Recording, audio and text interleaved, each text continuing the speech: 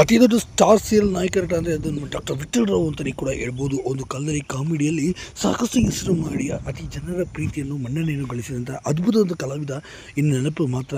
ಹಾಗೆ ಇವರಿಗೆ ನಿಜಕ್ಕೂ ಆಗಿರೋದು ಏನು ಇದರ ಬಗ್ಗೆ ಸಂಪೂರ್ಣ ಮಾಹಿತಿಯನ್ನು ಕೊಡ್ತೀನಿ. ಅದಕ್ಕೆ ನಮ್ಮ ಚಾನಲ್ ಸಬ್ಸ್ಕ್ರೈಬ್ ಮಾಡಿ. ಇನ್ನು ಕನ್ನಡ ಚಿತ್ರರಂಗದಲ್ಲಿ ತಮ್ಮದೇ ಆದ ರೀತಿಯಲ್ಲಿ ಛಾಪು ಮೂಡಿಸಿರುವಂಥ ಅದ್ಭುತವಾದ ನಟ ಸೀರಿಯಲ್ನಲ್ಲಿ ನಾಯಕರ ಅಂತ ಹೇಳ್ಬೋದು. 1991 ಹುಟ್ಟಿದಂಥ ಮಕ್ಕಳಿಗೆ ಇವತ್ತಿಗೂ ಕೂಡ ಇದು ಸವಿ ನೆನಪಿನ ಸೀರಿಯಲ್ ಅಂತ ಹೇಳ್ಬೋದು. ಸೀರಿಯಲ್ ಸೇರಿಸುವ 3.5 ಅಧಿಕ ಎಪಿಸೋಡ್ ಪ್ರಸಾರವಾಗಿತ್ತು.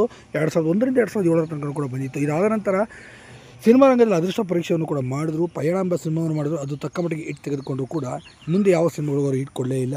ಇದೇ ಕಾರಣಕ್ಕೆ ಸಿನಿಮಾ ರಂಗದ ದೂರ ಉಳಿದು ಈಗ ಸದ್ಯ ಸ್ವಂತ ಉದ್ಯಮವನ್ನು ಸ್ಥಾಪನೆ ಮಾಡ್ಕೊಂಡಿದ್ದಾರೆ. ಸ್ವಂತ ಹೋಟೆಲ್ ಉದ್ಯಮಗಳು, ರೆಸಾರ್ಟ್ಗಳನ್ನು ಈಗ ಮಾಡಿಕೊಂಡು ಅದನ್ನೇ ಈಗ ಜೀವನವನ್ನು ನೋಡ್ಕೊಳ್ತಾರೆ ಡಾಕ್ಟರ್ ವಿಠಲ್ ರಾವ್ ಅಲಿಯಾಸ್ ರವಿಶಂಕರ್ ಅವರು.